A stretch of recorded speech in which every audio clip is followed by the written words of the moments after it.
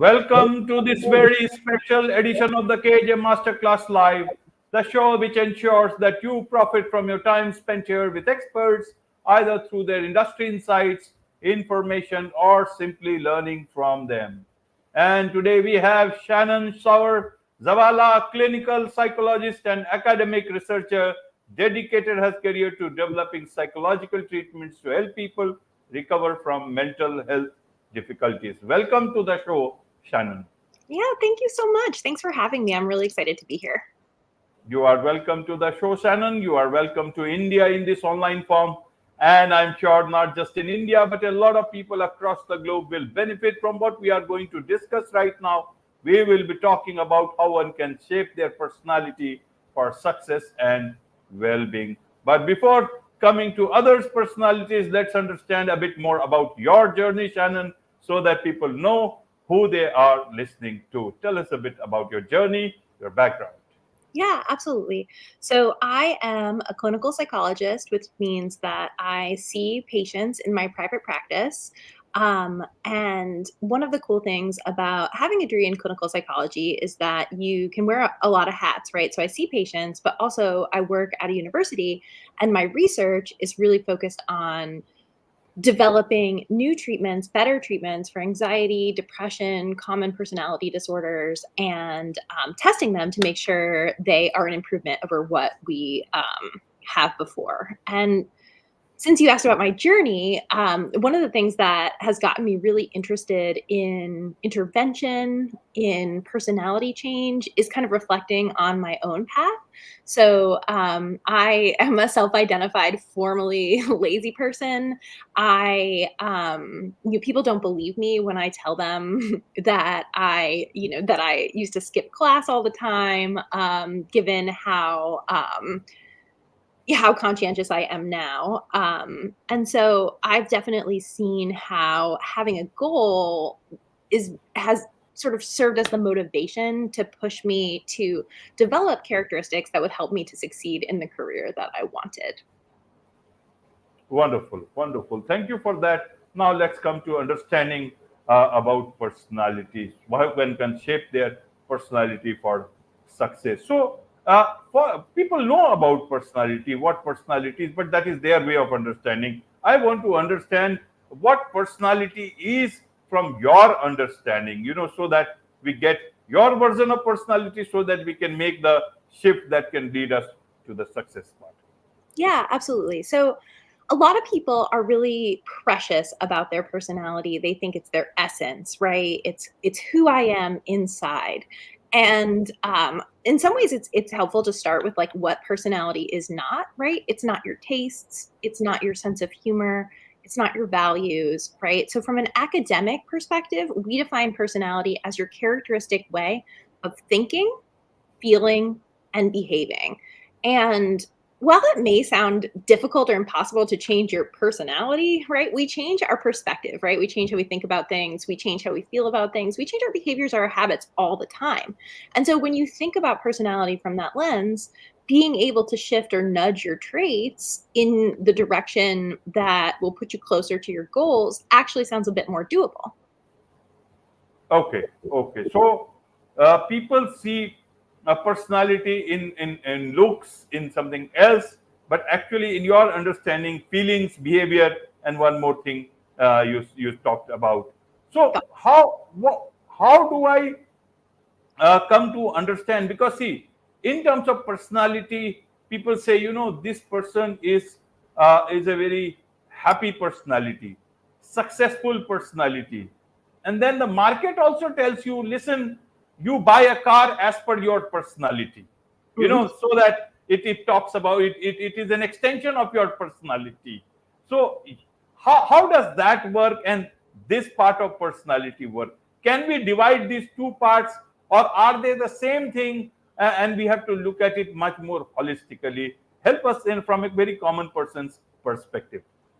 Yeah, absolutely. So people are really interested in personality right now, right? You can take countless online tests. A lot of times in school or like your human resources department at work will give you a personality test.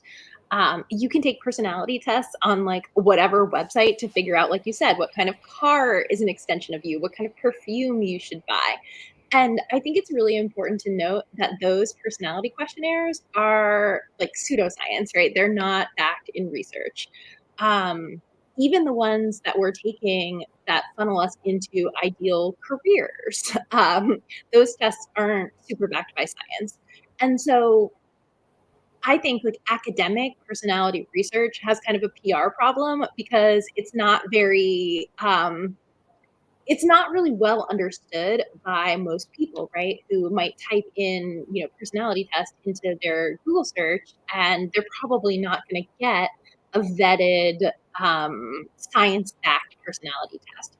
And so when I think about personality, I think about five big traits that people tend to differ on, right? And so when I'm thinking about personality, I'm thinking about the frequency with which you experience negative emotions, right? So that's neuroticism.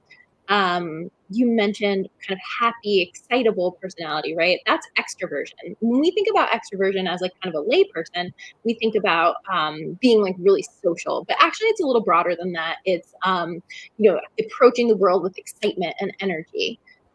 There's also conscientiousness. That's how reliable or achievement striving or organized you are.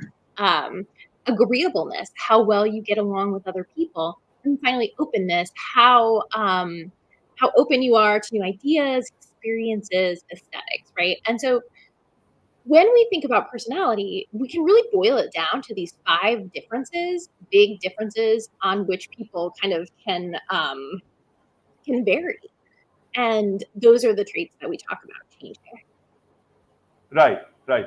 So, how do we change that? Is it, do we have to become Dr. Jekyll and Mr. Hyde, or is it we can be a better version than that? How did you change? You said earlier on you were a bit, laid back, but not anymore. So, tell us, how can one do it? And is it necessary for everyone? Is it only related to success part, or it can be for anything else? Yeah, so that's a bunch of questions, and I will systematically answer all of them. So, personality change is really hard, right? If you're changing the way you habitually approach the world based on how you think about it, how you feel about certain things, based on what you do, that's an undertaking, right? To change that. And so, no, I don't think everyone should enter into this journey of shifting your personality. So, how do you figure out if you want to do this, right? And so usually I start with asking people to identify what's important to them. What are their values? What do they want to be like as a partner, a parent, a friend? What do they want to be like as a worker? What do they want their career to say about them? What do they want to be like as a person who's a member of their community, right? And so identifying what's important to you and then asking yourself, do any of my traits get in the way of me living in accordance with my values, right? Because that mismatch is your motivation to make a change. If you're introverted, right? If you enjoy the company of fewer close friends, you need your downtime, and that's not getting in the way of living the life that you want, then absolutely don't don't put in the effort to change. Like you're right where you need to be. So for me, I always knew that I wanted to help other people, and I knew that I don't know, I felt like inside I had something kind of special to give, but I didn't really know what it was, and so there really wasn't anything motivating me, going to, like, high school math was not really that wasn't really the place where I was gonna make the difference, right? So I wasn't really that motivated, and so for me, I, the change happened when I went to college. I ended up just by chance enrolling in an introduction to psychology class. And even though the class was at 8 o'clock in the morning, I managed to get myself up and going, right? It was interesting to me. And I was rewarded by performing really well on the first exam. And the teaching assistant pulled me aside and she was like, Shannon, you should really consider majoring in psychology. And because I really didn't have a ton of direction, I was like, cool, okay, I will. And I started to take more psychology classes and I really applied myself there. And I started to view myself differently, right? So my identity was like, I'm a person that's good at psychology. And so that really snowballed. but only in my psychology classes. So I still was like not doing great in my other courses. And, you know, 3 years into my college journey, I was like, you know what? I really like psychology. I want to go to graduate school and get my PhD in clinical psych. And I had a professor tell me, well, you're probably not going to get into graduate school because your GPA overall is too low, even though you're doing great in your psych classes.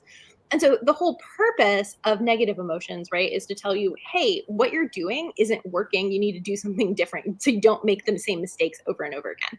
And so that really motivated me to start applying myself in my other classes, right? And so I guess what I'm trying to like the point that I'm trying to make is to show that for me, this journey of personality change started with like studying a little bit more for one class, for one test. And that was reinforced, right? I had a positive outcome, and that whenever a behavior is reinforced, we're likely to do it again. And it changed how I saw myself, right? Like I'm a person that's good at something. I'm good at this thing. So I'm going to keep applying myself there, right? And so it was a really small change that was reinforced and then started to build over time. And so changing personality or nudging your traits a little bit, it doesn't mean overnight you're going to like Dr. Jekyll and Mr. Hyde, like you said. You're going to, take one step and then another and then another. Right, right. You talk about a small bit of nudge for, changing your personality. But personality change itself is a big thing. So how does this work? It's a bit of nudge and then it works. How do you know what to give it a bit of nudge? What is it that we have? It's a full body. So how do you bring that nudge into the picture? Yeah. So you have to think about like so for me, it wasn't like necessarily intentional. It was like, I find this interesting and I am gonna like the psychology class, I find this interesting. And so I'm gonna like work harder here. But I wasn't really thinking like, I need to be a more conscientious person. And fast forward 15 years to me sort of thinking about, well, how do I package that journey as an intervention for people that want to make that change, who want to do it intentionally? And so the idea is to think about like, if I want to be more reliable, right? I want to be somebody that people can count on. Like that's something that I value.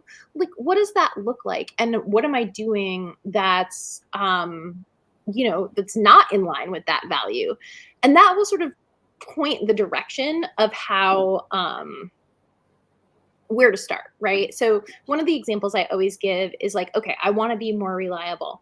And so if I start to tell myself, right, this is the patterns of thinking. If I start to tell myself, well, showing up on time shows other people that I respect them, right? Like that's a shift in my perspective from like, it doesn't matter, I'll get there when I get there, right? So I'm systematically trying to change the way that I view timeliness, right? If I feel pride or start to feel pride when I'm the first person to arrive at the restaurant when I'm meeting my friends for dinner, right? Like that's a change in the feeling, right? And then if I start to engage in behaviors that increase my timeliness, like I set an alarm or a calendar reminder, then like I am embodying the characteristics of a reliable person, right? So I'm acting as if I'm reliable. Maybe I wasn't reliable to start, but I'm acting that way. And if I maintain those changes over time, then I'm going to fill out the bubbles on the personality questionnaire differently, right? Maybe, are you reliable? I'm going to go from strongly disagree to disagree or neutral, right? And so you can sort of see that shift.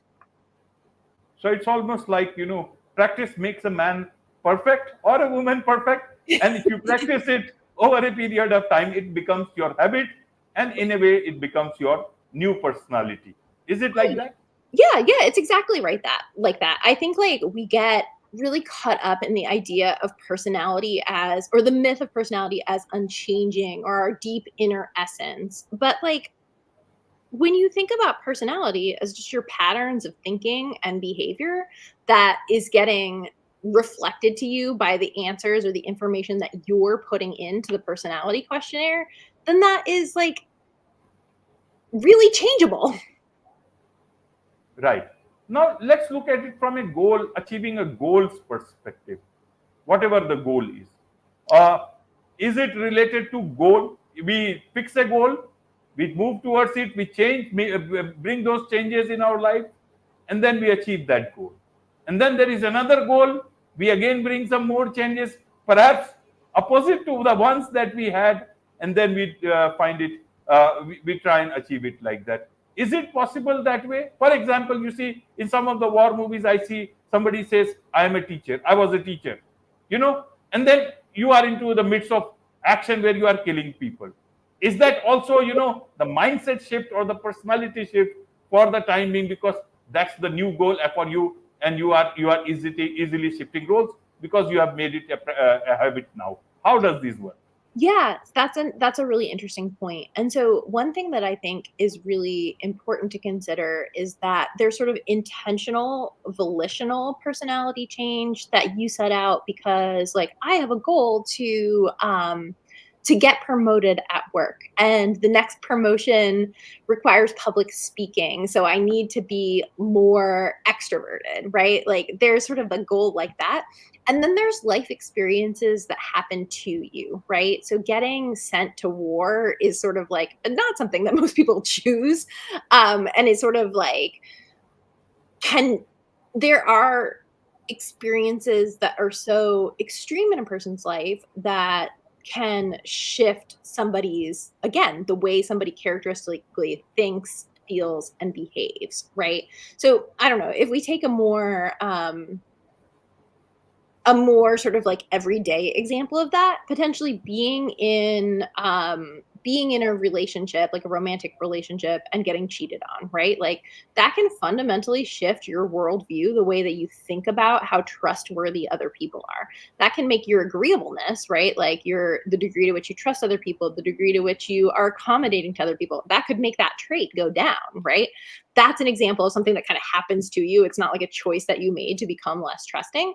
It's just a life event that happens that can kind of set your personality on a different trajectory, right? But like what I think is really cool is that a lot of people that I with in therapy like have trust issues, and one of the things that we work on is despite negative things that have happened in the past, like most people don't set out with the goal of being like distrusting other people. And so we work on how they can change their thinking, how they can change their behaviors, and ultimately how they feel around other people, and that shifts that trait in back in the healthier direction.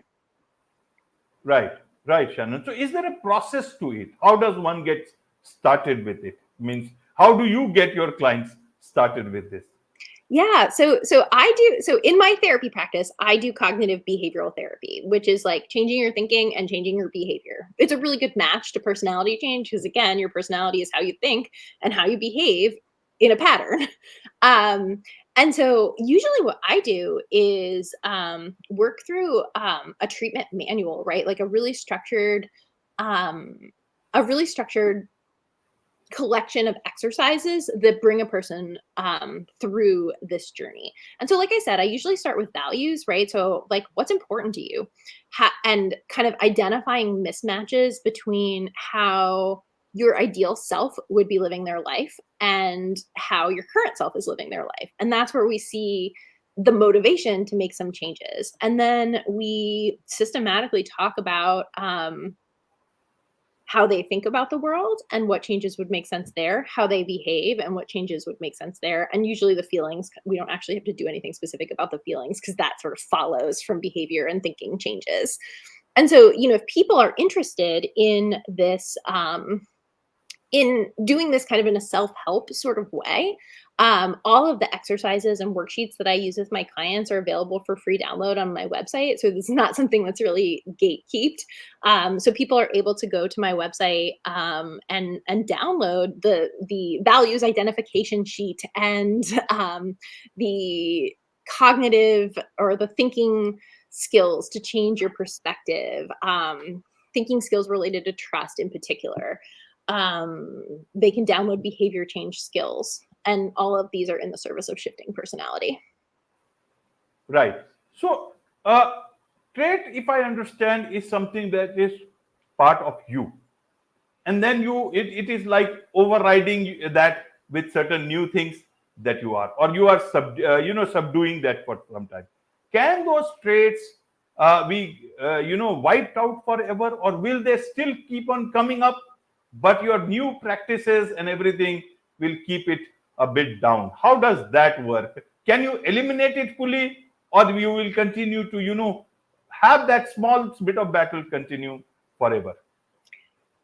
I think it really depends. I think that like for me, like with in particular, with increasing my conscientiousness, I think that that is something that has really permeated my entire life, and I don't really see the glimmers of a person that's like, I don't really feel like it. That's too much effort. I don't really see that anymore. But I think for people that are like low or were naturally low in agreeableness, right? Maybe they grew up in a home life where their needs weren't being met, or maybe they had um, a really intense relationship that kind of shifted the way that they view things. I think that like a lot of times what I see with my patients is that in everyday situations um they can behave in line, or they can kind of embody the trait that they've chosen to set forward with. But sometimes big things happen in your life that remind you so much of the past that it kind of like in those situations you kind of fall back on old patterns. And that doesn't mean you've gone back to stage one, right? That your personality is back where you started. Because even the most conscientious person or even the most agreeable person has times when they snap at others or they like mess up, right? And that doesn't mean globally you're not conscientious or agreeable anymore. But because of life experiences that you've had, you might be more likely to kind of fall back on like putting up that wall or something in an interpersonal situation that is challenging if you have that history.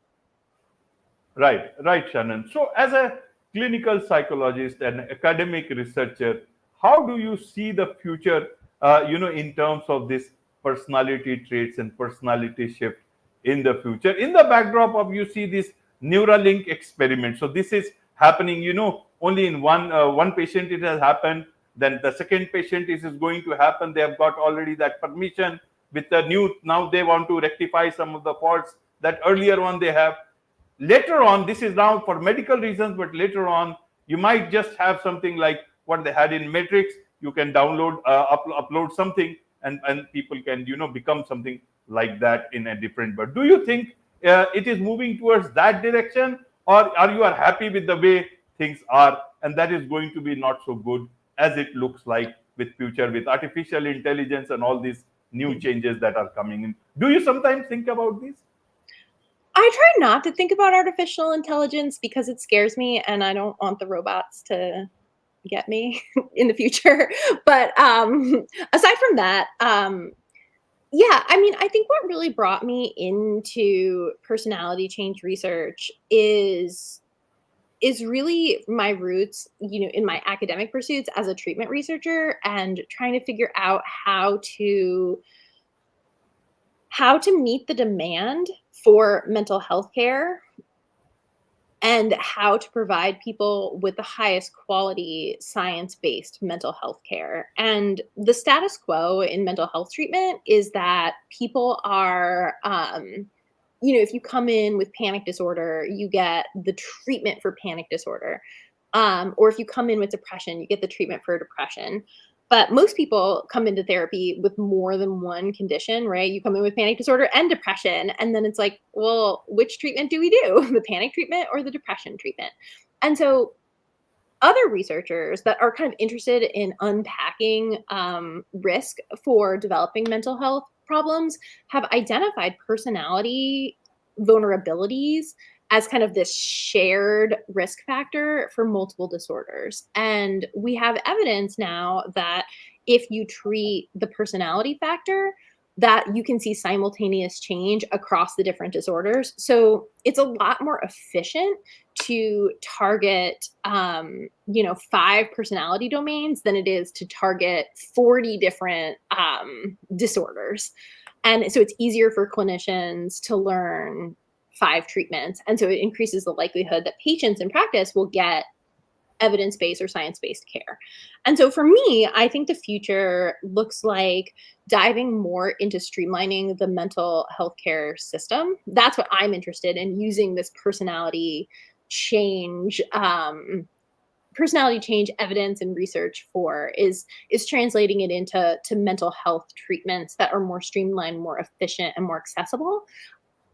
Individual people changing their personality, kind of intentionally and on their own, is kind of a cool side project for me. I think it's fun to think about, and I know that people are taking online personality tests, and could we use those to kind of self-actualize or be our best selves? I think that that's great. But I think my heart is more in, how do we get people the best care possible and be really efficient about it? Absolutely. Absolutely. I'm sure a lot of people would like to understand more about what you are doing, and would like to get in touch with you, maybe become your client. So, what is the best way for them to do so? Yeah. So probably the most direct way to get in touch with me is through my website. And so it's www.personality-compass, compass.com. I'm also on all the social media, so you can find me on Instagram at self.made.personality, on Twitter at Sauer-Zavala, and on LinkedIn. I don't know how you're supposed to cite LinkedIn. I'm on LinkedIn. You can look me up.